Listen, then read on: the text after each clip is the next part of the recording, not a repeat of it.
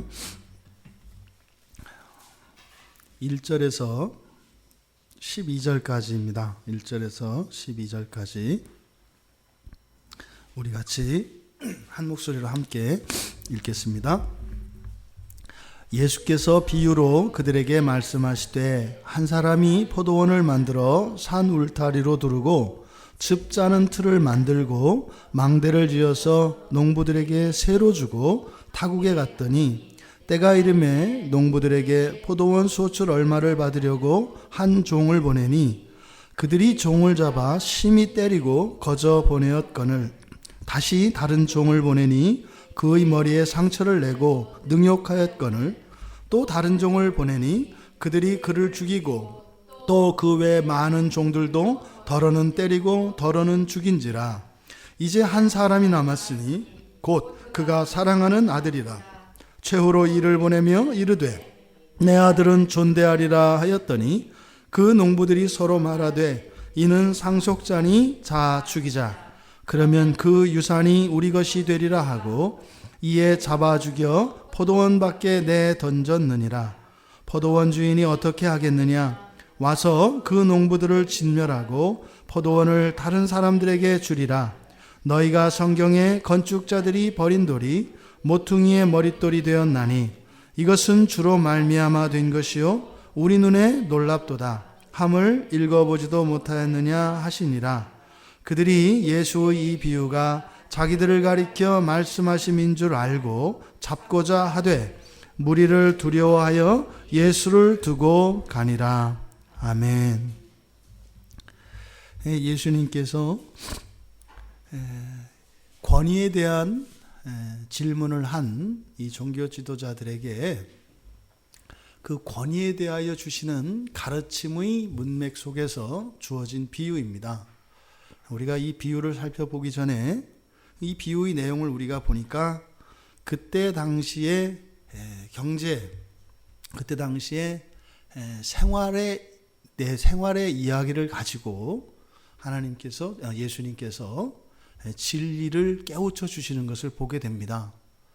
그래서 구약 성경을 봐도 그렇고 신약 성경을 봐도 그렇고 굉장히 오래전 일이지 않습니까? 가까이는 가까이라 해봐야 그래도 2000년이죠. 멀게는 4000년, 5000년, 6000년, 몇만 년 전까지의 이야기들인데 그때 당시의 사람들이 알아들을 수 있도록 말씀하신다는 거예요. 그러니까 지금 우리들에게는 이렇게 포도원을 세를 주고 주인이 종을 보내어서 그 세를 받아오고 하는 이런 일들, 이것이 그렇게 익숙하지 않습니다만 이때 당시의 사람들에게는 모두 다 알아들을 수 있는 내용입니다. 그러니까 지금은 이제 문화가 바뀌고 시대적 배경이 달라졌기 때문에 설교자들을 통해서 부수적인 설명이 필요합니다만 이때 당시에는 굳이 그런 설명이 필요가 없어요. 왜요? 그냥 먹고 사는 이야기이기 때문에 그렇습니다. 그런데 표면적으로 들려주는 이 이야기 속에 감추어져 있는 참다운 진리가 있는 것이죠. 그래서 지금 여기에서 예수님께서 비유로 들고 있는 이 이야기는 이 시대의 언어로 바뀌어야 하고 또 지금 이 사건이 일어나고 있는 그 현장을 또 우리가 살고 있는 삶의 현장으로 이것이 옮겨져야 하는 것입니다. 그랬을 때 이 본문을 통해서 그 드러나는 진리가 우리의 삶의 현장 속에서는 어떠한 모습으로 어떠한 의미로 우리들에게 다가오는가, 이것이 이루어졌을 때 그게 단지 지식에서 머무르는 것이 아니라 진정한 삶의 원리로 우리의 영혼을 바꾸고 우리의 마음을 깨끗하게 하고 우리의 삶을 바꾸고 이 나라 이 민족을 바꾸는 일들이 일어난다 이 말입니다. 여러분 한 분이 정말 하나님 말씀을 깨닫고 믿고 받아들이지 않습니까? 그럼 어떻게 된다고요? 여러분들의 가정이 변하고 이 나라의 교회가 변하고 민족과 나라와 열방과 더 나아가 우주가 바뀝니다. 하나님은 아세요. 우리는 몰라도 하나님은 아주 세밀한 변화까지 다 아세요. 그러니까 우리가 말씀 앞에 서고 이 예배 가운데서 말씀을 듣는 이 일들이 얼마나 영광스럽고 위대한 일인지 모릅니다. 징기스칸이 제국을 건설한 그 일들보다 더 비교할 수 없을 정도로 중요하고 가치 있는 것이 바로 그리스도인들의 마음속에서 일어나는 변화입니다. 왜요? 이 세상에 있었던 모든 제국은요, 한 시대를 호령하다 사라집니다. 그런데요, 그리스도인들의 그 마음속에서 일어나는 변화는요, 물러서지 않고 영원하기 때문입니다. 그러니까요, 여러분들 한 분 한 분 보세요. 얼마나 위대한 분들이신가. 아멘. 예. 여러분들이 있어서 소망이 있어요. 여러분들이. 근데 여러분들만 모른다는 거죠. 문제는 여러분들만 모른다는 거예요. 다 아는데. 그래서 보세요. 돼지가 새끼를 낳으면 많이 낳잖아요. 그 새끼들이 그 어미 돼지에 그렇게 있는 거, 옛날에는 이렇게 액자에도 많이 있었지 않습니까? 온 세상 믿지 않는 사람들이 그 새끼 돼지들이고요. 여러분들이 그 젖을 먹이는 어미 돼지거든요. 이런 해 저런 해도 이 세상 사람들이 다 여러분께 의존되어 있습니다. 하나님이 그래서 여러분들을 부르신 거예요. 단지 구원하시고, 여러분의 구원은 이미 창세전에 하나님의 틀림없는 계획 안에 구원의 경륜 속에 있고요. 여러분들이 이 역사 속에서 여러분들의 구원받은 신자로 실존하는 것은 바로 그겁니다. 아직 현재 그 시간까지 예수 그리스도를 알지 못하는 이들, 그래서 어떻게 해요? 뱃속에 있는 아기가 그 탯줄을 통해서 그 어머니의 영양분이, 자양분이 공급되는 것처럼 여러분들이 받으시는 은혜가 단지 여러분 하나만 사는 것이 아니라 어쨌든 여러분들이 받으신 은혜로 여러분 가정과 여러분의 삶의 현장으로 들어갈 때 여러분들의 의지와 상관없이 그 하나님의 은혜가 퍼져가는 거예요. 세상 사람들은 인정 안 하죠. 원래 인정 안 하는 겁니다. 오늘 주시는 이 말씀의 은혜가 여러분들의 삶 속에 그대로 적용되어지고 깨달아질 수 있길 바랍니다. 그래서 이 말씀을 사랑하지 않을 수 없는, 또 이 말씀을 의지하지 않을 수 없는 우리 모두가 되기를 바랍니다. 예수님의 비유는 그런 겁니다. 한 사람이 포도원을 만들었다는 거예요. 포도나무를 이렇게 심었답니다. 포도나무를. 그래서 이 다음에 그 포도나무에서 포도가 맺히게 되면 그 포도를 따서 즙을 짤 수 있는 틀도, 그리고 망대도 짓고 해서 아주 잘 포도원을, 모든 시설들을 완벽하게 갖추어 놓고 그것을 이제 사람들에게, 농부들로 나오는데 농부들에게 세를 주고 타국으로 멀리 갔다는 겁니다. 타국에 갔다고 하는 의미는 뭐예요? 세를 받지 않았다라는 의미입니다. 그러니까 이때 타국에 가려면요, 오늘날처럼 금방 갔다 금방 못 옵니다. 짧아야 한 달, 두 달입니다.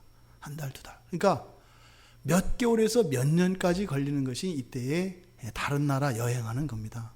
그리고 물론 갔다가 안 올 수도 있어요. 오는 길에 강도를 만나거나 이렇게 하면 거기를 맡았던 사람들은 이제 땡을 잡는다고 할 수도 있죠. 그러니까 그런 일들이 실제로 많이 일어났었습니다. 그런데 그 주인이 온 겁니다. 돌아온 겁니다. 그때 때가 이르렀다라고 얘기해요. 그러니까 이 때가 이르렀다라고 하는 의미는 사실은 오히려 그동안에 있었던 그것에 대해서 우리들로 하여금 어떤 마음이 들게 해요? 이제 손해보는 것 같은 마음이 들게 하는 거예요. 만약에 이 주인이 처음부터 타국으로 여행하지 않고요, 처음부터 그 포도원을 새로 주고 그달부터 꼬박꼬박 월세를 받아갔으면 이 농부들이 나쁜 생각 안 했어요. 근데 오랫동안 타국에 가 있어서 어쩌면 강도를 만날 수도 있겠고, 어쩌면 오던 길에 낭떠러지에서 떨어질 수도 있겠고, 그래서 이런저런 쓸데없는 경우의 수들을 생각하게끔 누가 제공한 거예요? 그 원인을 주인이 제공한 거예요. 여러분들도 그러시잖아요. 어떤 사람은 돈을 빌려주고, 특히 이제 그 어떤 모임에서 회비를 걷거나 이럴 때 그 회계를 잘하는 사람들은 돈을 안 내면 꼬박꼬박 전화를 해서 밀리지 않게 잘 받아가는 사람도 있습니다. 그래가지고 참 좋아요. 그런데 안 내도 뭐라고 하지 않는, 아예 그 재촉도 안 하고 얘기 안 하는 사람들이 있어요. 이제 그런 사람들이 회계를 맡으면 뭐라 그래요? 어떤 때는 이게 목돈이 돼가지고 뭐 3개월, 어떤 때는 뭐 6개월, 한 1년치를 한 번 해야 될 때가 있어요. 그러니까 보통 우리는 그럼 어떻게 해요? 그 회개를 원망해요. 회개는 그렇게 하는 거 아니다. 내가 안 주려고 해도 어떻게 해서든지 받아내야 되는 거다. 이게 말이 안 되는 소리인데, 이게 우리 인간들의 심리가 이래요. 그러니까 지금 여기서 때가 임했다라고 하는 말이 그런 거예요. 뭐예요? 사실은 그동안 때가 임하기 이전에는 이미 그 주인으로부터 특별한 은혜와 혜택을 누렸음에도 불구하고 이 때가 이르게 되면 어떻게 되는 거예요? 그때부터 갑자기 미치는 것 같은 생각이 들어요. 하나님의 때가 되면. 여러분들도 신앙생활하다 그러죠. 하나님께서 우리의 신앙의 분량을 이제 키워주시고 어떻게 해요? 우리 인생의 지평을 새롭게 열어주실 때가 있어요. 이때가 이제 팔자 고치는 때거든요. 근데 그때가 오면 어떻게 돼요? 그때가 임하면 항상 어떻다고요? 미치는 기분이 든다고요. 그러니까 여러분들이 이때를 조심하셔야 돼요. 이때 미치는 기분이 되는 것 같고 또 이렇게 너무 일방적으로 몰아치는 것 같고 하는 요때가 항상 임합니다. 그러니까 그 때가 기회의 때인 것을 기억하셔야 합니다. 그런데 또 반대로 그때는 어떤 것이에요? 위기의 순간입니다. 항상 기회는 이러한 유혹, 시험과 함께 오기 때문에 그것은 또한 우리들에게 위험이 동시에 온다는 것 잊어서는 안 될 겁니다. 그래서 농부들에게 이제는 포도원 소출의 얼마를 받으려고 종을 보냈다는 이야기입니다. 이 본문 말씀은 종교 지도자들은 딱 이 얘기를 예수님이 들으셨을 때 이 사람들은 딱 떠오르는 말씀이 있어요. 바로 이사야서 5장 말씀입니다. 이사야서 5장 말씀의 인유이거든요. 그러니까 인유라고 하는 것은, 그러니까 인용은 그대로 가져오는 것을 인용이라고 하고, 인유라고 하는 것은 다른 것, 즉 구약의 본문의 어떤 사건의 대략의 그 내용과 의미만 가져오는 것, 이것을 인유라고 합니다. 그래서 이 포도원을 짓는 일, 망대를 세우는 일, 울타리를 두르는 일 이야기했을 때 바로 이사야 5장의 1절에서 7절까지의 인유입니다. 그런데 이 이사야서 5장의 내용은 무엇이냐면 경고입니다. 경고. 화가 있을 것이다. 화가 있을 것이다. 화에 대한 경고입니다. 항상 여러분, 예수를 믿는 사람들과 구약 성경만을 하나님의 말씀으로 믿는 유대인들 사이에 우리가 성경을 보는 눈이 달라요. 성경에서 경고가 들어오면 그게 뭐예요? 그것은 사실은 하나님의 복에 대한 안내입니다. 그래서 화와 복은 붙어 있습니다. 그러니까 우리는 화가 선언되었을 때 이제 그 과거의 모든 것을 결산하는 때가 아니라 과거에 어떠했을지라도 바로 그 순간 회개하고 돌이키기를 촉구하시는 하나님의 은혜의 말씀이라는 것을 기억해야 돼요. 우리의 과거와 상관없습니다. 극단적으로 우리가 악한 삶, 불순종하는 삶을 살았다 할지라도 하나님의 화가 있을진저 이런 경고의 말씀과 이런 두려움을 주는 말씀들이 칠 때 어이쿠 하고 이미 엎질러진 물과 같은 나의 과거에 대해서 그쪽으로 끌려 들어갈 필요가 없다 이 말이에요. 왜요? 정직하게 인정하면 됩니다. 정직하게 인정하면 돼요. 그러면 그 순간요, 성령께서 시간을 거슬러 올라가서 우리의 부끄럽고 죄악된 그 모든 삶들조차도 우리가 회개하는 순간 성령께서는 하나님 아버지 앞에 그것이 거룩하고 순결하고 온전한 시간으로 바꾸십니다. 이게 회개의 능력이에요. 유대인들에게는 상상할 수도 없는 겁니다. 그러니까요, 항상 그리스도인들의 삶의 중심은 어디에 있어요? 현재에 있는 겁니다. 현재는요, 과거를 바꾸고 미래를 바꾸면서 나가는 거예요. 그러니까 현재의 삶이 우리가 나아갈 때 과거에 새로운 일들이 일어나요. 누가요? 성령께서 역사하거든요. 그러니까 우리의 현재는 항상 부족함이 있고 항상 죄가 있습니다. 주님이 오실 때까지는. 그런데 우리가 믿음으로 나아가면서 그것이 어떻게 해요? 미래의 소망 안에서 이 모든 것들이 해결되어져 가는 거예요. 그러니까 살아가면서 우리의 과거가 새로워집니다. 지금 구약에서 이사야 5장에서 이야기하는 화가 있을진저라고 하는 선언 앞에서 이스라엘 사람들은 어떻게 느낄까요? 다 틀린 거예요.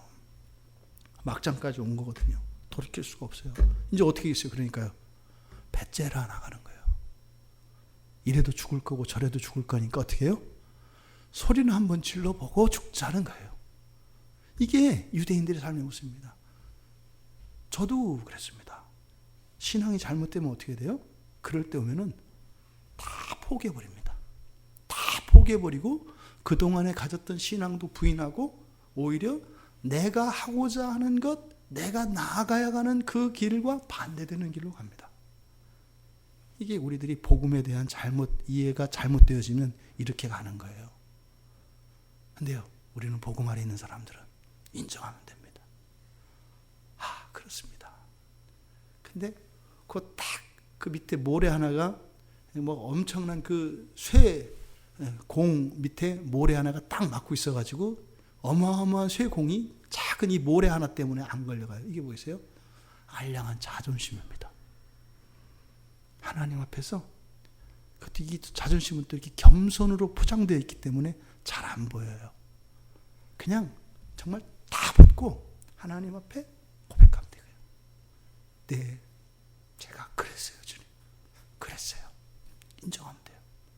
그러면은 그렇게 내가 싸워서 이길 수 없었던 그런 죄들도 이기고 극복하며 나갈 수가 있게 되는 겁니다. 이것이 회개의 능력입니다. 그런데 아직 지금 예수님의 이 비유의 말씀을 듣는 사람들은 그 복음을 아직 모릅니다. 그게 또 실제로 이 비유에서 나오는 악한 농부들이죠. 그들이 어떻게 했대요? 3절에서 심히 때리고 거저 보냈다. 4절에서는 머리에 상처를 내고 능욕하였다. 여기서 능욕하였다라고 하는 것은 이 얼굴에 흠집을 내가지고 얼굴을 망가뜨려서 일어난 걸 말합니다. 그 다음에 5절에 가서는 죽였다. 그러니까 이건 뭐라 그래요? 점층법이죠. 죄의 원리가 이렇습니다. 한번 손끝을 싹 대고 그만 두려고 그랬거든요. 그런데 어떻게 돼요? 커집니다. 그 진짜로 이번에 이것만 하고 그만두려고 그랬거든요. 근데 커집니다. 그러니까 내 마음과 나의 행위와 삶이 이 괴리감이 점점 커집니다. 이것도 나고 하지 않으려고 하는 이것도 나고 하고 있는 이것도 나예요. 이 괴리감 속에서 이 괴리감의 목적은 딱 하나예요. 주님을 바라보지 못하게 하는 겁니다. 왜요? 굉장히 스펙타클하잖아요. 일이 커지면 커질수록 우리의 관심이 여기에 집중되죠. 그러니까 돼요. 자꾸 자아에게로 집중하게 합니다. 그러니까 구원하실 하나님을 바라보아야 되고 하나님께 도움을 청해야 되는데 하나님 생각을 못하게 해요. 왜요? 이 안에서 벌어지고 있는 일이 너무 커서. 그렇게 해서 우리로 하여금 하나님의 구원으로부터 자꾸 멀어지게 하는 겁니다. 지금 여기서 일어나는 이런 점층법, 이거는 이 사람들은 몰라요. 처음에는 그냥 심히 때리고 거저 보냈잖아요. 나중엔 죽였잖아요. 이 사람들 그냥 똑같이 한 거예요. 이 사람들은 어떻게 반응을 하냐면 참았다고 생각해요. 죄를 짓는 사람들도 항상 어떤 생각을 가지고 있냐면 참았다고 생각해요. 힘들었다고. 그만큼만 죄 짓는 것도 내가 굉장히 힘들었다고 생각을 해요. 그래서 위로를 받기 원해요. 내가 그만큼만 죄 짓는 줄 알고 얼마나 힘들었는 줄 아냐. 그거는 맞죠. 애쓰고 수고했겠죠. 근데 죄를 덜 짓기 위하여 수고한 것을 가지고 힘쓸 것이 아니라 뭐예요? 하나님의 은혜만이 필요한 겁니다. 그러니까 죄는요, 맞닥뜨려서 싸우려고 해서는 큰 코 다친다. 큰 코 다쳐요. 싸우는 게 아니에요. 경험 다 있지 않으세요? 안 하려고 극복하려고 해본단 말이죠. 일시적으로는 되는 것 같아요. 그거 다 작전이거든요. 왜요? 성질 확 뒤집히게 하려고 될 듯하게 했다가 한판 팍 뒤집어 버리면은 그때 그 사건에 연루된 어떤 사람이나 어떤 사건에게 원망이 확 쏟아져요. 사실 자기가 한 건데 환경에 그 책임을 돌려버리거든요. 그렇게 해서 내 안에서 실패만 경험하는 것이 아니라 다른 이들과의 관계까지도 다 망가뜨려 버려요. 우리가 절대 죄를 이기는 게 아닙니다. 죄는 어떻게 해요? 사라졌는 거예요. 내가 이기고 싶고 극복하고 싶었던 어떤 습관들, 생각과 삶의 행동과 삶의 방식들과 이런 사고들 있지 않습니까? 근데 어느 날 보니까 없어진 거예요. 그걸 내가 막 참고 이렇게 산 게 아니라, 막 훈련돼서 그렇게 된 게 아니라 내가 새 사람이 되어 있는 거예요. 이럴 때 우리가 뭐라고 한다고요? 하나님의 은혜입니다. 이렇게 이야기한다 이 말입니다. 죄는 점점 커가게 되어 있습니다. 절대로 물러서지 않습니다. 그런데 본인은요, 똑같다라고 생각을 해요. 최소한. 내지는 내가 통제하고 있다라고 생각을 해요. 단지 내가 실수해서, 내가 깜빡해서, 내가 좀 성격이 급해서, 내가 다혈질이라 내가 그때 욱해서 그랬지만 사실은 안 할 수 있는 거였다 이렇게 얘기해요. 아니요. 그렇게 착각하도록 하는 겁니다. 그러니까 지금 이렇게 그저 때리고 보냈던 사람들이 이제는 아예 죽여서 보내지 않는 이런 상황이 일어난 겁니다. 그 뒤에 보니까 또 그 외에 많은 종들도 이게 뭐예요? 한 번, 두 번, 3, 4번만이 아니에요. 뭐 했다는 거예요? 6절에 보니까 이제는 딱 하나밖에 없어요. 아들 있잖아요. 아들. 그렇죠? 그러니까 아들이 남을 때까지 모든 종들을 계속 보낸 겁니다. 계속 보낸 겁니다. 계속. 그래서 이제는 어떻게 해요? 더 이상 보낼 종이 없게 된 거예요. 그래서 6절에서 이제 한 사람 남았다 이 말이에요. 이건 무슨 말이겠어요? 더 기다려줄래야 기다려줄 수가 없어요. 사실은 이것이 이스라엘 역사 속에서 끊임없이 하나님께서 그 시대를 따라 보내주었던 선지자들을 비유적으로 나타내고 있는 것이죠. 그거는 여러분들도 마찬가지입니다. 여러분들에게는 수많은 천사들이 계속 찾아왔었고요. 수많은 선지자들이 하나님의 메시지를 가지고 왔었어요. 누가요? 온 세상 다예요. 드라마 속을 통해서도 하나님이 말씀을 하시고요. 회사에서 가장 내가 싫어하는 사람을 통해서도 하나님의 메시지가 들려지고요. 또 내가 가장 아끼고 사랑하는 사람을 통해서도 그런 메시지가 계속 들려요. 어떻게 해요? 계속 들립니다. 지나고 보면 깨닫잖아요. 일 터지고 나면 이해가 되거든요. 일 터지고 나면 이미 이렇게 있었네. 그걸 다 알게 돼요. 그러니까 지금은 어떤 특정인이 뭐 선지자로 부름받아서 뭐 이렇게 하는 것 말고도 이거는 온 세상이 다 선지자입니다. 이게 그리스도인의 영광이에요. 구약의 백성들은 선지자들이 와야 되거든요. 지금은 온통 선지자들로 꽉 찼습니다. 근데 물론 본인들은 그런 역할을 하는지 몰라요. 또 우리가 교회 공동체 안에서 설교자들을 통해서 말씀을 밝게 깨우쳐 주시고 그걸 또 주시지 않습니까? 그런 말씀들이 우리에게 들려질 수 있어야 합니다. 그런데 이제 더 이상 없다는 거예요. 더 이상 없다는 거예요. 하나님의 아들 한 사람만 보냈습니다. 근데 여러분 상식적으로 생각을 해보세요. 이때 당시의 시대상에서 이런 일이 일어날 수 있을까요? 없을까요? 없어요. 이런 일 자체가 일어날 수가 없어요. 왜요? 이런 일 하면은 아무리 해봐야 결국엔 그 포도원에서 쫓겨나요. 굶어 죽어요. 그러니까 사실은 일어날 수가 없어요. 그런데 지금 예수님은 일어날 수 없는 일을 이야기하고 있거든요. 그거는 가정을 얘기하는 게 아니에요. 예수님은 비유를 통해서 말씀하시는 거예요. 그러니까 뭐예요? 실제로 일어난 일을 현재의 삶의 생활상을 통해서 이야기하는 거예요. 그러니까 실제 삶이라면 이런 일이 일어난다, 안 일어난다? 안 일어난다. 그런데 아들 하나 남을 때까지 이스라엘의 역사 속에서는 이것이 계속되어 왔다는 거예요. 실제 사건입니다. 여러분들도 마찬가지예요. 우리도요. 우리가 그래도 뭐 우리나라 그리스도인들 가운데 수요일 날 이렇게 저녁에 와서 예배 드릴 수 있으면 이건 최소한 상위 10%는 들거든요. 그러니까 여러분들은 대입시 치는 사람, 여러분들 수시로 그냥 아무데나 갈 수 있는 사람들이에요. 수시로. 이거 굉장한 거죠. 그러니까 지금쯤인가 어떻게 되는 거예요? 두 다리 뻗고 자고 뭐 하고 놀까 막 이렇게 하는 거예요. 네? 그래요. 그러다 보면 또 새벽 예배가 나온다. 이렇게 하면 이제 막 그 좁아져. 이제 막 어디로 갈까 고민해야 되는가. 이런 거죠. 행위로만 본다면.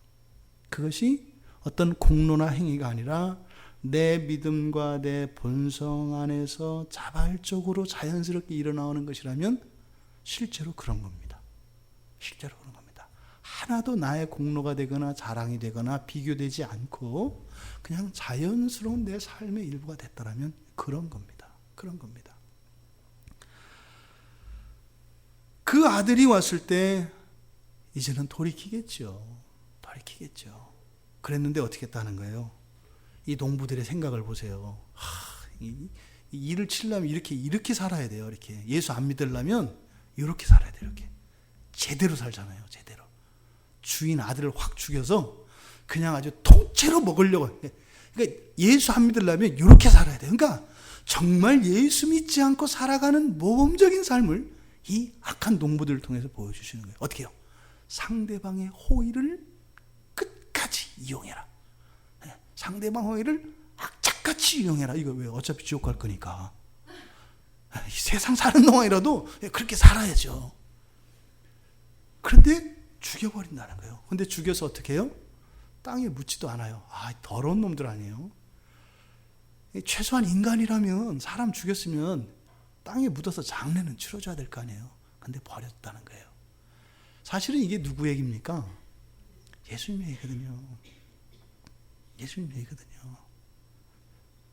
지나가는 길거리의 시체를 봐도요, 어떻게 하는 거예요? 데다가 묻어주는 거예요. 그 전쟁통에서도요, 정말 당장 지금 내가 죽고 사는 상황이 아니면 옆에 시체가 있으면 어떻게 하는 거예요, 사람은? 그냥 땅 파서 흙이라도 덮어주고 묻는 거예요. 이게 사람의 가장 기본적인 인간성이에요. 이게. 고양이도 지가 똥 싸고 똥을 묻는데 사람이 죽은 것을 보고 묻어주지 않아. 말도 안 되는 거죠. 근데 지금 이것은요, 뭐라 그랬어요? 이 일은 일어난 사건이라고 그랬어요. 미래에 또 일어날 사건이에요. 그러면 예수님이 지금 이 말씀을 하고 계신 것은 사실은 예수님에게 앞으로 일어날 일에 대한 이야기인 거예요. 그죠? 그러면서 물어봅니다. 야, 이런 일이 있을 때 주인은 어떻게 해야 되니? 가끔 예수님이 좀 바보 같은 때가 있어요. 물어볼 필요가 없는 그런 걸 물어본단 말이죠. 그때 사실은 그 안에 이상한 질문, 약간 덜 떨어지신 것 같은, 앞뒤가 안 맞는 것 같은 이런 역설적인 이런 얘기를 할 때는 뭐예요? 거기에 놀라운 진리가 감춰져 있는 거거든요. 왜 저래? 하는 것이 아니라 하나님이신 것을 믿고 그렇게 하신 것에서는 특별한 뜻과 이유가 있을 것이다 생각을 하면 그 밑에 달려있는 땅속에 있는 감자, 땅콩 이런 게 이제 딱 딸려 나온다 이 말이죠. 근데 겉만 봐가지고 시푸르둥둥하니 저거 뭐 아무것도 아니네. 그렇게 왔다면 큰 코 다치죠. 그러니까 이렇게 딱 파보면은 거기서 이게 주르르 나오는데 그거를 우리가 발견할 수 있어야 되는 거죠. 그랬더니 뭐라 그래요? 당연히 그거는 그 농부들을 내쫓는 정도가 아니라 어떻게 해요? 다 진멸해야 된다고 이야기합니다. 그리고 포도원은 줘야 된다고 얘기를 하는 겁니다. 지금 이 이야기에서 이 농부들과 이 주인의 관심이 달라요. 관심이 달라요. 관심이. 또 이 말씀을 하시는 예수님의 관심과 이 이야기를 듣고 있는 이 종교 지도자들의 관심이 달라요. 관심이. 지금 이 문맥은 어디에 있습니까?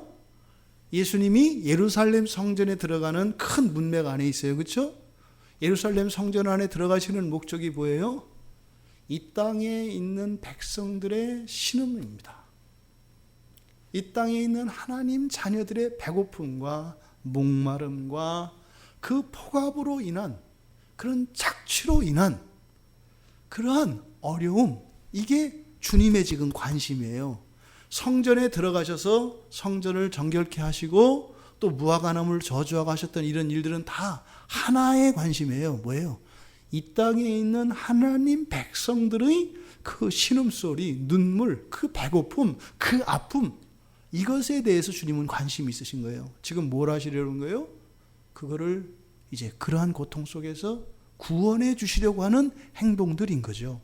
그러니까 지금 이 악한 농부들의 이 비유를 통해서 주인 말을 듣고 왔던 이 종들, 그래서 농부들에게 얻어맞고 또 죽었던 이들에 대한 그런 아픔, 어려움, 또 마찬가지로 그것만 있는 것이 아니라 이 악한 농부들에 대해서도 관심이 있는 거예요. 왜 이 말씀을 하시겠어요? 아니, 심판할 것 같으면 그냥 치면 되지. 이 얘기를 왜 해요? 너 이거 잘못한 거야. 이거 왜 얘기하는 거예요? 예. 그러니까 지금 바꾸시려고 하는 거예요. 그 공자 얘기 옛날에 했잖아요. 그죠? 오줌 싸는 녀석은 뒤통수를 쳐서 후려쳐서라도 고치는데 길거리에서 똥 싸고 있는 애는 그냥 내버려둔다. 예, 말씀드렸잖아요. 그죠? 실제 있었던 일이거든요. 그러니까 길에서 똥 싸는 애는 소망이 없어요. 걔는 고칠 수가 없다고요. 내버려둔단 말이에요. 근데 오줌 싸는 녀석을 불러세워가지고 아주 그냥 눈에 아주 눈물이 빠지도록 그냥 아주 심하게 야단치는 건 뭐예요? 바꿀 수 있기 때문에, 소망이 있기 때문에 한다 이 말이에요. 여러분도 그렇잖아요. 이제 관심 딱 꺼버리면은요. 부부관계가 잘못되면 그래요. 맨 처음에는 뭐 죽이고 싶다. 저거를 뭐 어떻게 죽일까? 죽이는 방법을 막 연구하다가 나중에는 아주 화해 무드가 와요. 화해 무드가. 이거는 평화가 찾아온 게 아니에요.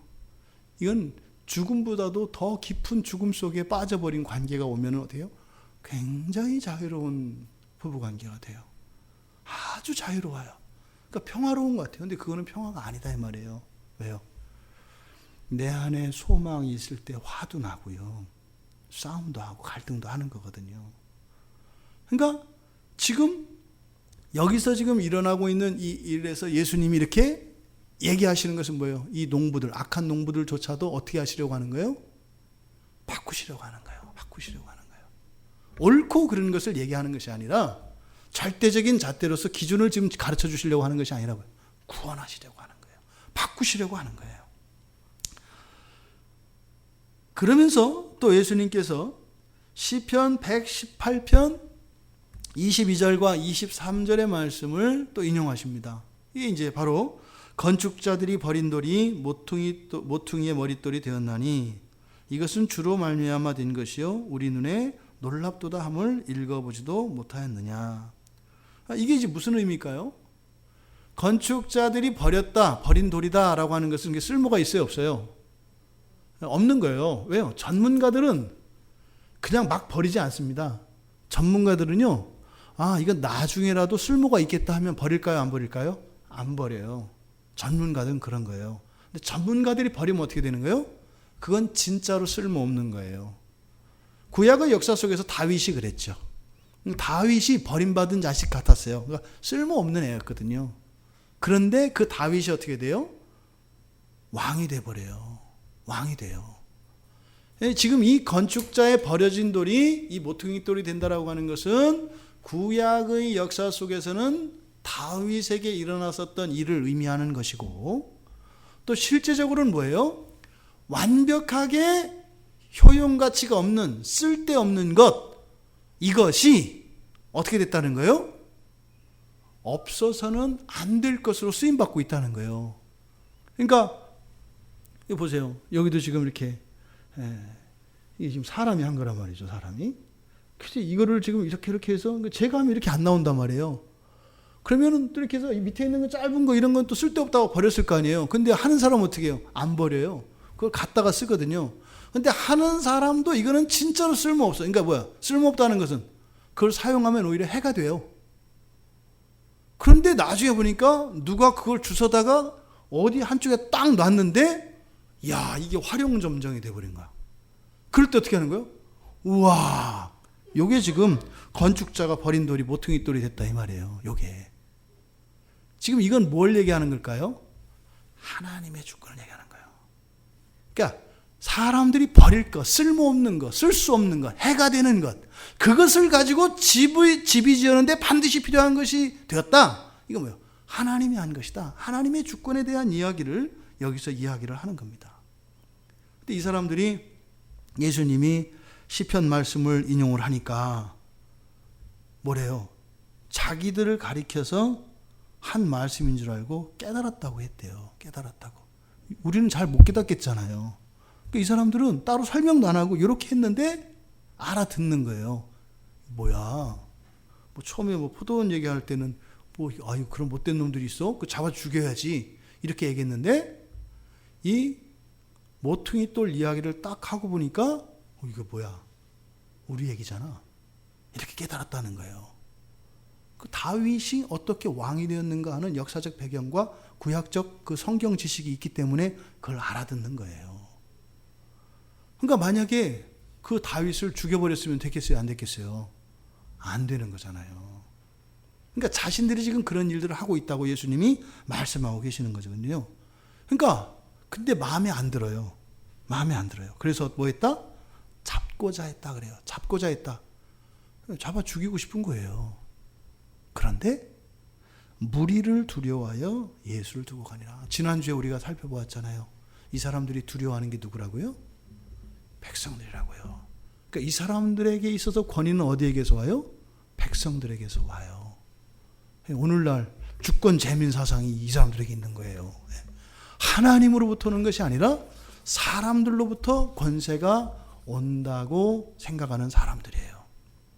그래서 사람들 때문에 예수님을 잡고 싶지만 그렇게 하지 못하고 도망갔다는 거예요. 지금 예수님은 이 비유를 통해서 사실을 지금 드러내고 있는 사실은 뭐예요? 앞으로 니들이 날 죽일 거야요. 니들이 날 죽일 거야. 예수님이 알아요. 여러분 같으면 어떻게 되세요? 어떤 사람들이 있어요? 이 사람들이 여러분은 죽는 것보다 여러분은 더 무서운 게 가난해지는 거잖아요. 그러니까 어떤 사람이 여러분 재산을 다 가져갈 거예요.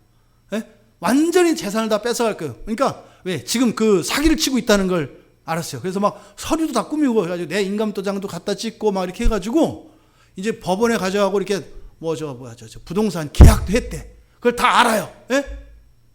여러분들 모든 신분과 직장과 재산과 이 모든 것들을 지금 통째로 다 그냥 사기쳐서 가져가기로 한 사람을 알아요.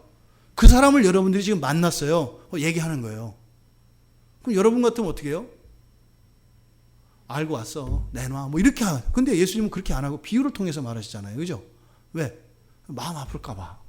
너무 또 이렇게 돌직구로 던지면 또 상처받을까봐 돌려서 비유로 얘기하는 거예요. 근데 어떻게 비유는 비유되 확실하게 알아들을 수 있게 얘기를 한 거예요. 우리 같으면 어떻게 할까요? 그렇게 안 해요. 경찰서 112 신고해서 일단 잡아놓고 그렇게 그런 일이 일어나지 않도록 할 거 아니에요. 근데 지금 예수님 자신에 대한 이야기인데 자신의 안전을 위한 아무런 조치도 취하지 않아요. 오히려 이 사람들로 하여금 어떻게 해요? 그 시기를 앞당기게 만들어요. 뭐야, 알고 있네? 눈치챘네? 굉장히 어리석은 거잖아요. 오히려 그 일이 더 빨리 일어나도록 방조하는 것 같은 지금 국면이 요 국면이에요. 그러니까 그건 뭐예요? 예수님이 그 사실을, 진실을 드러내려고 하는 그것이 아니라는 거예요. 예수님은 끝까지 예수님을 죽이시려고 하는 이들조차도 포기하지 않으시고 믿음을 버리지 않으세요. 이게 참 우리로 하여금 참 짜증날 정도까지 하는 거예요. 차라리 가끔 내가 못된 짓 하고 불신앙하면 벌도 좀 주셔서 힘은 들겠지만 그래도 양심의 가책이라도 좀 덜 받게 해주시면 좋은데 모른 체 하세요. 늘 모른 척 하세요. 그러니까 더 미치겠는 거예요. 더 미치겠는 거예요. 심지어는 어떻게 하세요? 십자가에 못 박혀 달려 죽으면서까지도 나는 널 믿네 이러시잖아요. 나는 널 믿어. 근데 그 믿음이 사실은 제자들을 살리잖아요. 그 믿음이. 아버지여, 저놈들은 도저히 안 되는 놈들입니다. 구원을 거두어 주시옵소서 이러지 않았잖아요. 용서해 주시라고 하셨잖아요. 그러니까 오순절 성령 강림 사건 이후에 일어날 수 없는 일들이 일어나잖아요. 내 한 목숨 살겠다고 주님이신 예수님을 버리고 갔던 제자들이 스스로 자신들의 목숨을 내어주잖아요. 무시무시한 고통과 고문 속으로 들어가잖아요. 주님은 믿어요. 주님은 여러분도 믿으십니다. 여러분을 완전하게 믿으세요. 완전하게 믿으세요. 그러니까 주님이 주님인 거예요. 왜요? 내가 나를 알잖아요. 그죠? 내가 나를 보면 믿을 수 있어요? 없어요? 없잖아요. 그러니까 믿을 수 없는 나를 믿으시는 주님 참으로 위대하시다. 이렇게 되는 거예요. 그러니까 내가 나를 믿을 수 있을 때 주님의 위대함이 안 드러나요. 내가 나를 믿을 수 있을 때. 그러니까 내가 나를 믿을 수 없을 때라야 주님이시구나. 이렇게 되는 거예요. 이 비유를 통해서 주시는 교훈이 뭘까? 지금 악한 농부들에게 가르침을 주시는데 깨우쳐 주시려고 하는 것인데 이 악한 농부들은 사실은 어떤 사람들을 빗댄 거예요? 스스로 통치자라고 생각하고 있는 이런 종교 지도자들, 권세 있다고 생각하는 자들을 지금 농부에 비유하고 있는 거죠. 예수님에게 오히려 권세가 있느냐고 묻고 있는 이들에게 그 권세가 그들에게 있는 것이 아니다. 너희는 그런 거 물어보는 거 아니다. 이렇게 말씀을 하고 계시는 거예요. 단지 뭐라는 거예요? 단지 주인의 호의를 입은 자들이다. 하지만 그 주인이 주시는 그 호의를 누리고 있으면서 오히려 그 주인의 그 포도원을 자신들의 소유로 생각하고 그것을 완전히 자기들의 것으로 한번 가져보겠다고 하는 짓이 너희들 하는 짓이다. 나에게 무슨 권세가 있어서 이런 일을 하냐고? 이게 마치 뭐예요? 그 삭슬 받으러 온 종들을 매질하고 모욕하고 죽여서 버리는 것과 같은 행위다라는 겁니다. 그러니까 고대 세계에서는 일어날 수 없는 일이 이스라엘 백성에게는 계속 일어났던 거예요. 이스라엘의 역사 속에서는 상식을 뛰어넘는 일이 계속되어 왔던 거예요. 그것을 여기서 지금 지적하고 계시는 겁니다. 그러니까 이 농부들에게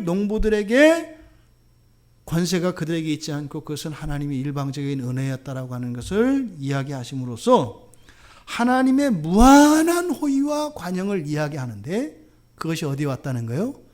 마지막에 이르렀다는 거예요. 마지막에. 그래서 두 번째로 바로 그 공의의 때, 구원의 때가 지금 임했다는 거죠. 그런데 그 구원의 때는 무엇과 함께 와요? 심판과 함께 옵니다. 심판과 함께 옵니다. 에레미야 23장 5절과 6절에 보면 여호와의 말씀이니라 보라 때가 이르리니 내가 다윗에게 한 의로운 가지를 일으킬 것이라. 이 의로운 가지는 바로 오실 메시아를 상징하는 거죠. 그가 왕이 되어 지혜롭게 다스리며 세상에서 정의와 공의를 행할 것이며 그의 날에 유다는 구원을 받겠고 이스라엘은 평안히 살 것이며 그의 이름은 여호와 우리의 공의라 일컬음을 받으리라. 에레미야 선지자를 통해서 예언이 됐어요. 뭐요? 완벽한 구원의 때, 평화의 때가 온다는 거예요. 하나님의 기다리심과 하나님의 이 관용이 무한합니다. 그런데 이 시간 속에서는 뭐예요? 반드시 그 때가 있다라는 겁니다. 그 때가 언제예요? 하나님의 아들이 이 땅에 임할 때까지라는 거예요. 우리들, 오늘을 살아가는 사람들은 그건 뭘까요? 이 하나님의 때가 의미하는 게.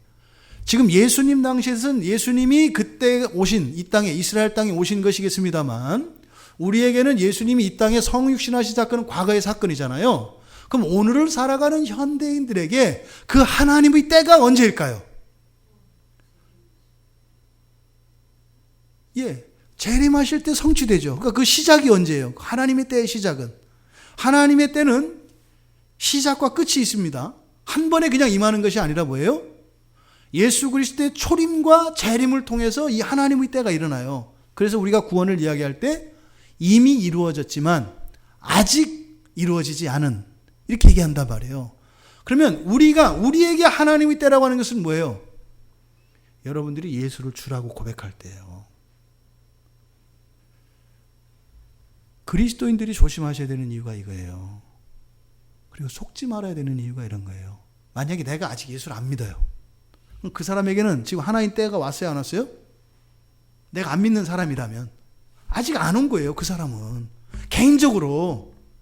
그런데 내가 예수가 하나님이시고 십자가에서 나의 죄를 대신 찢어주셨다는 것을 어느 날 한번 깨달았어. 그 사람에게는 하나님의 때가 왔어요, 안 왔어요?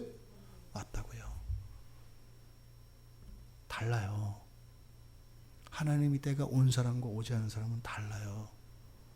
구약의 백성들이 되풀이했던 이런 죄의 반복과 예수를 믿었던 신자들이 반복하는 죄의 질이 달라요.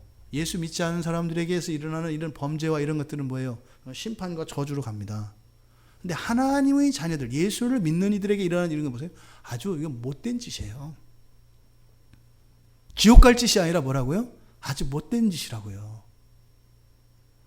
평생을 그 자식을 위해서 희생하고 헌신하고 사랑해주던 부모를 어떻게 해요? 속을 박박박박 긁는 그런 자식과 같은 행동이다 이 말이에요. 지옥 가고 안 가고의 문제가 아니라 뭐라고요? 그 부모의 마음을 갈갈이 찢어놓는 행위다 이 말이에요. 그러니까 그리스도인들의 죄는요, 심판의 대상이 아니라 뭐예요? 하나님 아버지의 마음을 헤아려야 되는 거예요. 나에게 있는 이 불완전함이 구원과 관계 있다 이런 얘기 할 게 아니라 그 아버지의 마음, 어머니의 마음, 그 마음에 대한 마음에 미치는 그 영향, 그것으로 이해되어야 한다 이 말이에요. 그러니까 이렇게 어떻게 돼요? 못된 짓 하고 다녀요. 그리고 나서 밖에 나가서 뭐라고 하는 거예요? 내가 또 오늘 또 불효했어. 미치겠어 내가. 또 갔더니 또 우리 엄마 울잖아. 내가 막 가슴이 아파 죽겠어. 야야 기분 이런데 뭐 어디 또 털 금방 없냐? 금방이나 하나 털자. 이런 거예요, 이런 거. 그러니까요, 죄의 결과에 있어서는 불신자들의 죄가 더 끔찍하고 무섭죠. 그런데요, 죄의 실질적으로 일어나는 이 죄의 그 잔인함 정도는 그리스도인들의 죄가 훨씬 더 잔인해요. 왜냐하면 불신자들의 그 죄는요, 그것은 어차피 본인들의 심판을 향해서 가는 길이에요. 하나님의 공의가 이루어진다고요. 근데 하나님 자녀들에게서 일어나는 하나님 마음이 갈갈이 찢어져요. 죽일 수도 없어. 내 새끼인데. 죽일 수도 없다. 근데 그걸 알죠. 본능적으로 아는 거예요.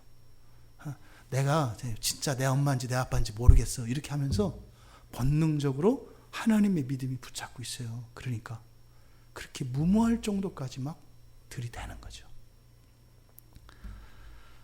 하지만 하나님의 때가 반드시 있다. 그래서 여러분들이 예수를 믿는 순간부터 어떻게 돼요? 그렇게 막 살면 안 돼요. 예의도 차리고, 예? 예전에는 고아처럼 살았다면 이제는요, 어머니 아버지 체면도 좀 생각하고, 예? 손가락질 받잖아. 저 누구 아들이지? 이렇게. 그러니까 부모 생각하면서 살아가는 거. 이게 구원받은 신자들이에요. 그러니까 나는 이렇게 하고 싶지만 나로 인해서 우리 아버지 어머니 명예가 더럽혀지니까 어떻게 해요? 참고 한 번 죽이고 사는 거죠. 그게 신자들의 삶이에요. 그래서 우리가 날마다 해야 되는 것은 우리들의 삶 속에 있었던 것을 뉘우치고 회개하는 일입니다. 그래서 그걸 통해서 하나님은 그렇게 단순해요. 그렇게 가슴 아프고 찢어지고 있었는데도 우리가 알았어요. 하나님 잘못했어요. 다시 안 할게요. 그럼 그거 하나로 어떻게 돼요? 확 풀어지고 에이그 그렇게 하라고도 힘들었지? 이렇게 하면서 또 위로하시는 게 하나님이에요. 그러니까 우리가 이 구원의 때가 이미 임한 사람들, 그리스도인들에게 그래서 정말로 필요한 것은 뭐예요? 늘 회개의 삶을 살아가는 겁니다. 회개는 나쁜 게 아니라고요. 우리의 과거를 바꾸고 하나님의 마음을 바꾸는 것, 이게 회개라고요. 그러니까 이 회개는 이 기독교 밖에 있는 사람들의 회개와 우리들 이 기독교 안에서 회개는 너무 달라요. 너무 달라요. 그러니까 부끄러운 줄도 모르는 것 같은 사람들이 그리스도인들이에요. 야, 자기들끼리 앉아가지고 그런 얘기를 하고 있어. 내가 오늘 교회 처음 가봤는데, 야, 가관 너 아니더라. 그때 또 그거 듣고 또 웃고, 야, 나 참 뭐, 이거는 저거는 체면도 없고 뭐 이거는 부끄러운 것도 없어. 뭐. 그게 무슨 의미인지 모르는 거죠. 하나님 아버지 앞에 고백인 거죠. 그죠? 사람들 앞에 이런 것이 아니라. 그러니까 교회 안에서도 마찬가지예요. 이게 하나님께 드려지는 참다운 회개는 마음에서 죄에 대한 깨달음과 아버지의 마음을 느끼며 하는 고백인 거거든요. 근데 하나님 없이 사람들끼리 나누는 것, 회개가 아니에요. 나눔이 아니에요. 제가 어떤 큰 교회 있어요. 우리나라 유명한 교회. 그 교회가 그게 뭐 그 장점이래요. 뭐 모든 거를 다 얘기할 수 있대요. 이렇게 모임을 하면 막 다 얘기할 때요. 근데 제가 이제 그 교회 얘기를 이렇게 쭉 들어보니까 그는 회개가 아니에요. 거기서 조금 더 넘어가면 구원파 비슷하게 가는 거예요. 그 조금 더 넘어가면 가관도 아니에요. 거기는 뭐예요? 한 주일 동안의 죄악 장기자랑 뭐 이런 거예요. 아유 집사님 난 그보다 더 했어. 아무것도 아니네. 내 사실 이렇게 다 사기쳤거든. 이 사람이 날마다 전과가 더 화려해져가. 그건 아니죠. 그렇게 하고 나서 어떻게 갈 때 개운하다 이러는 거예요. 교회는 화장실이 아닙니다. 그렇게 다 쏟아내고 이렇게 토하고 가는 자리가 아니에요. 내 안에서 하나님 앞에 일어났었던 그 일들, 하나님이 하신 일을 얘기하는 거지, 그저 내가 있었던 살았던 삶을 그냥 그대로 적나라하게 드러내는 것, 그거 아니다 이 말이에요. 우리들은 늘 이 심판과 구원의 양갈래 길에 서 있다는 것을 기억해야 합니다. 지금 이 악한 농부에 비유되어지는 이 종교 지도자들에게는 어떻게 해요? 구원의 길로 들어설 것인가, 심판의 길로 갈 것인가, 양자택일의 길에 서 있습니다. 주님께서 제시하는 거예요. 내가 너를 보내는 것이 아니라 판단하지 않으시잖아요. 너 이렇게 가, 이렇게 안 한단 말이에요. 어떻게 해요? 주신다고요. 선택하라는 거예요. 어디로 갈 것인가. 우리도 마찬가지입니다. 그리스도를 믿고 이제 구원받은 신자들인데도 불구하고 우리가 삶 속에서 불순종하고 알면서 자꾸 그 죄에 끌려갈 때 우리가 기억해야 돼요. 그건 그냥 하느냐 안 하느냐의 문제가 아니라 그걸로 생각하면 우리는 거기서 못 태어나요. 그 사건, 그런 환경과 그런 생각과 그런 습관을 영적인 의미로 이걸 파악을 해야 돼요. 그러니까 이거 할 거냐 말 거냐, 끊을 거냐 말 거냐의 문제가 아니라 구원의 길을 따라갈 것인가, 심판의 길을 따를 것인가의 문제로 생각해야 한다 이 말이에요. 그랬을 때 당연히 우리는 어떤 길로 결정을 내리겠어요? 구원의 길로 결정을 내리게 돼 있다고요. 그런데 어떻게 돼요? 그렇게 할 수 없는 자신을 발견하게 돼요. 그때 하나님의 은혜를 구하게 되죠. 근데 이 결정을 안 해요. 이 결정을 안 하고 할까 말까를 가지고 평생을 해요. 그러니까 이건 하나님이 손댈 수가 없어. 되려고. 가만히 있어봐요. 지금 내가 하려고 하는데 또 이렇게 안 돼. 보니까 못해. 하나님이 도와줘. 아이고 지금 가만히 있어보라니까 평생 이러고 사는 거예요. 그러니까 뭐요? 엄청 한다고요. 평생. 엄청 노력하잖아요. 왜? 넘어지고 깨지고 또 하고 넘어지고 깨지고 또 하고 넘어지고 깨지고 또. 그러니까 내가 저리 가라니까 저리 가니까 하나님 때문에 더 힘들어 죽겠네. 이렇게 가는 거예요. 먼저 중요한 하고 안 하고가 아니라 뭐다? 내가 한 걸음 물러나서 구원의 길로 갈 것인가 심판의 길로 갈 것인가를 결정을 하면 우리는 결정하게 돼 있어요. 그러면 하나님의 도움을 구하게 돼 있다 이 말입니다. 그 공의 때 구원의 때가 반드시 와요. 이런 실수가 반복되는 일 영원하지 않다. 세 번째로 하나님은 하나님의 약속을 지키시기 위해서 친히 양떼들의 목자가 되기 위해서 오신다고 약속하셨어요. 그래서 에스겔 34장에 보면 그 목자와 양의 관계를 얘기하시잖아요.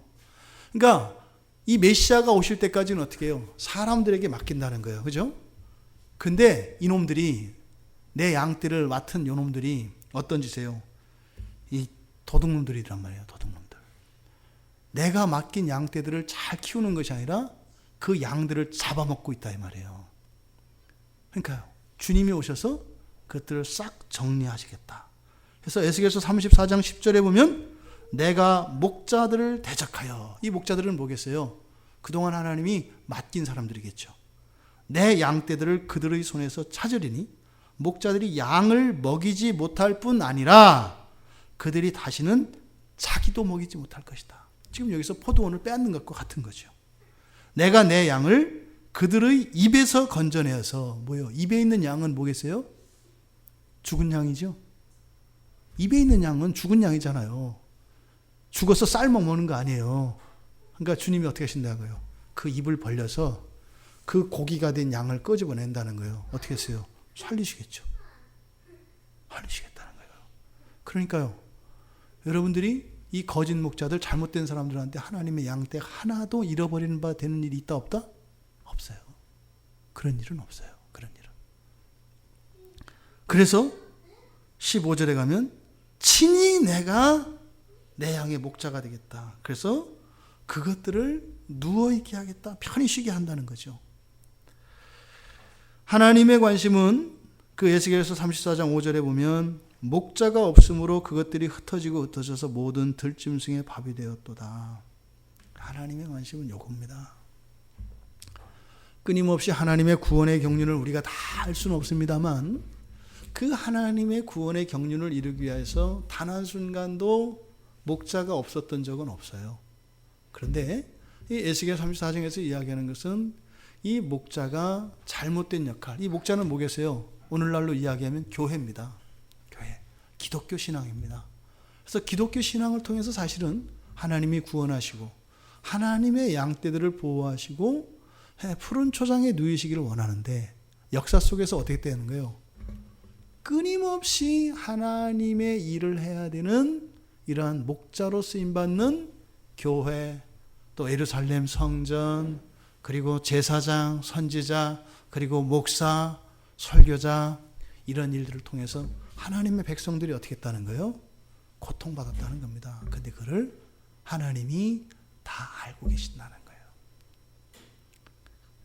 예수 그리스도가 재림하심으로 그 일은 완전히 성취되어질 것입니다. 그런데 예수님이 지금 바로 구약에서 약속되었던 목자로 오실 그 하나님, 바로 성육신하셔서 오신 예수 그리스도가 그 하나님, 즉 구약의 성취이고 하나님의 약속의 성취라고 이야기하고 있는 겁니다. 우리들의 삶의 정황을 보십시오. 이 이야기를 듣고 있는 종교 지도자들보다 더한 사람들이 우리들이에요. 이 사람들은 예수님이 죽으시고 부활하시고 또 정말 40일 동안 또 같이 부활하셔서 사시고 승천하신 이런 것들을 모릅니다. 심지어 제자들도요. 여러분들은요. 다 아시잖아요. 다 아시잖아요.